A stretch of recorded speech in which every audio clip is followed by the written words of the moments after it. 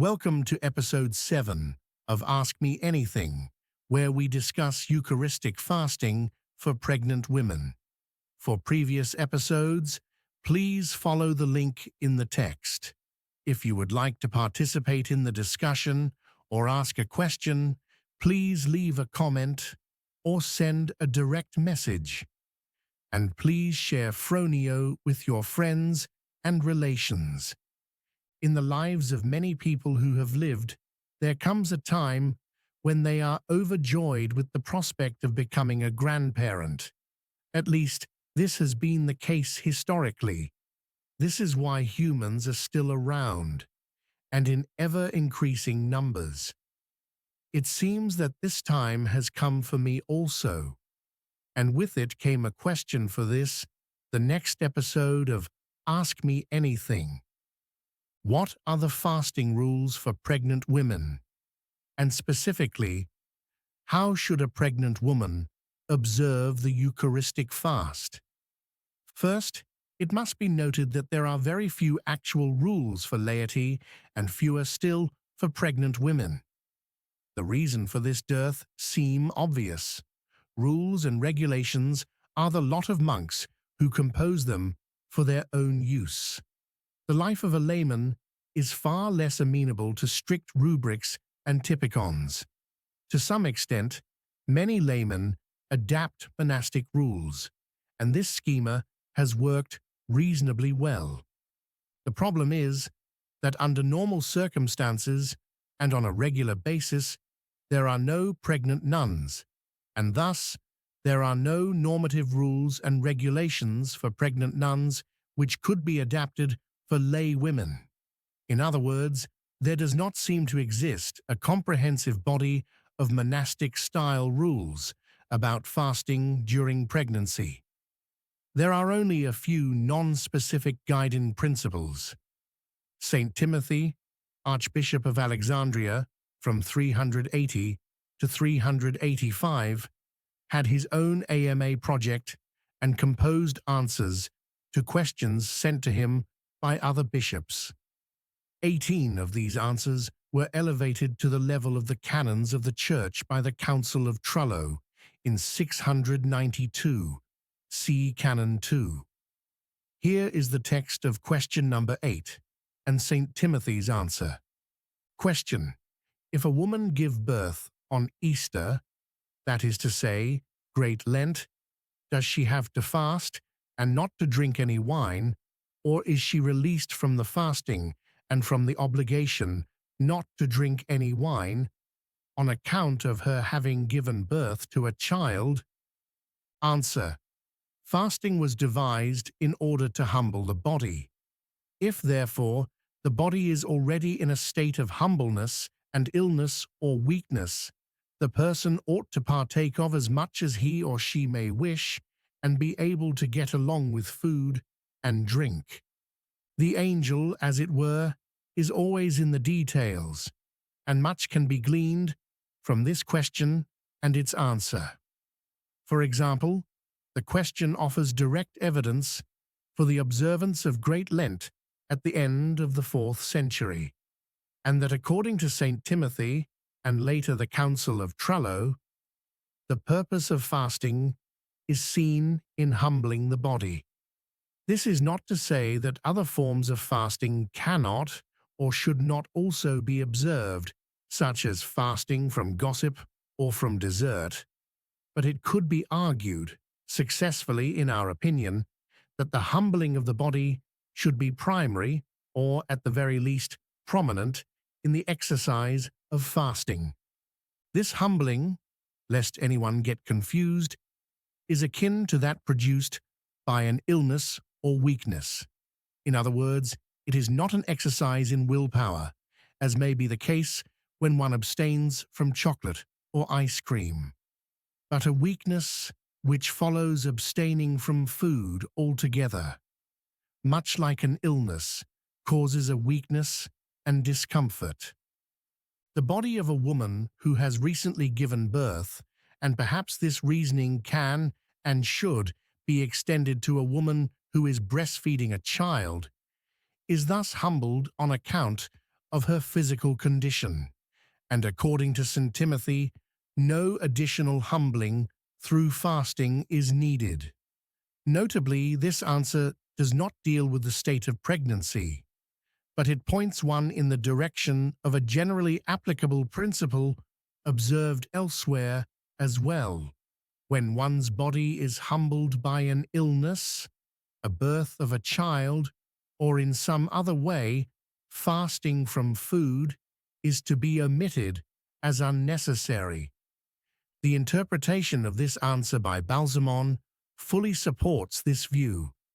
A woman who recently gave birth must be allowed to break the fast, since fasting is done for the purpose of humbling and bridling the body.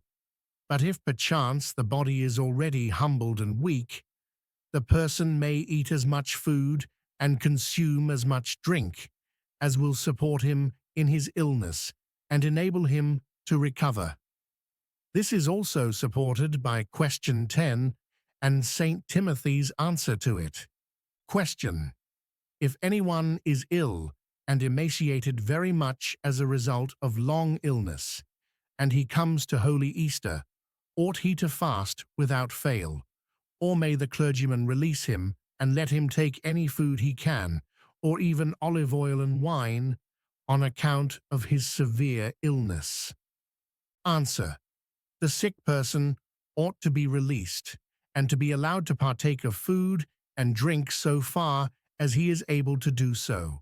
For it is only just and right to let a person that has once become emaciated to partake of olive oil. It is necessary to note that this question is concerning a serious illness and emaciation, not mild discomfort. Since such matters may often seem subjective to one who skipped a meal or two, a clergyman, that is to say, a priest, is to be consulted.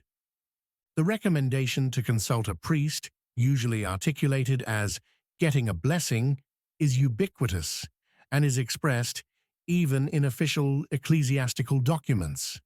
For example, a document of the Russian Church titled "On the Participation of the Faithful in the Eucharist" states the following in Part 2.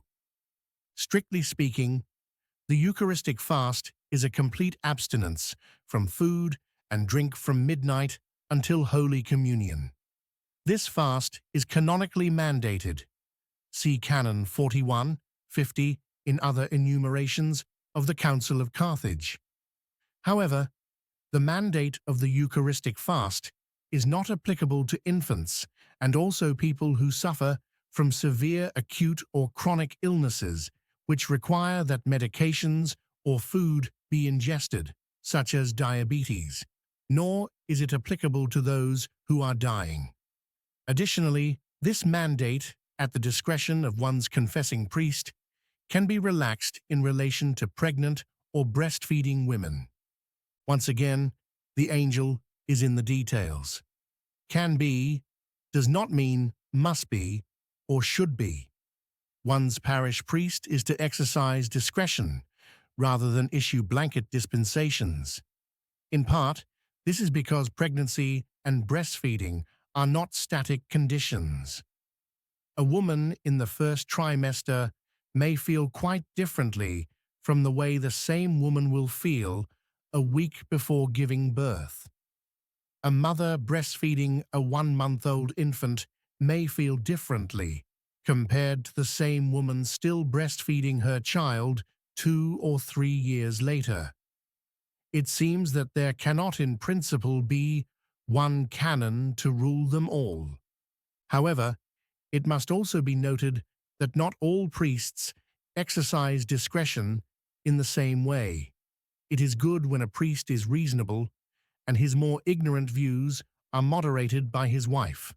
But not all priests are reasonable, and a few may be more influenced by the domostroi, or a recent trip to a famous or infamous monastery, than by the wisdom of their long-suffering wives, and exhibit a zeal for God, but not according to knowledge.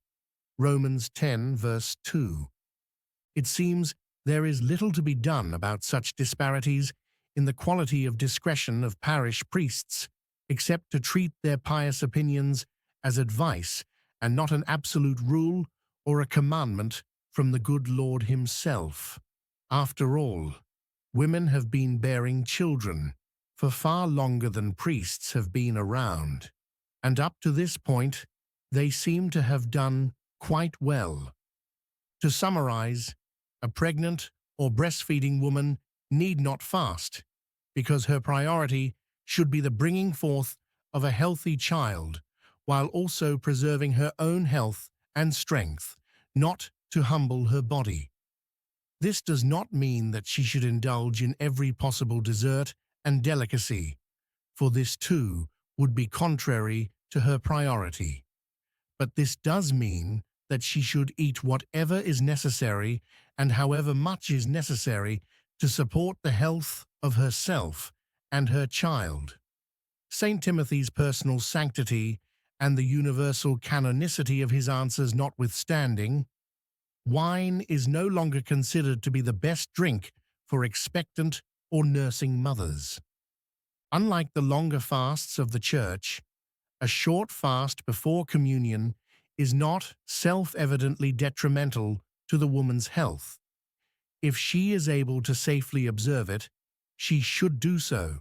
If this is not possible, she should not overthink the matter and support her well-being with some nutrition before coming to church. This does not mean a full English breakfast, but a small bowl of oatmeal or a smoothie of some healthy kind does not seem to contradict the canons of the Church or common sense. Finally, it is always a good idea to consult with one's parish priest on any number of issues, including fasting during pregnancy. But it may not be a bad idea altogether to also consult with his wife, who may have just a bit more insight into such matters.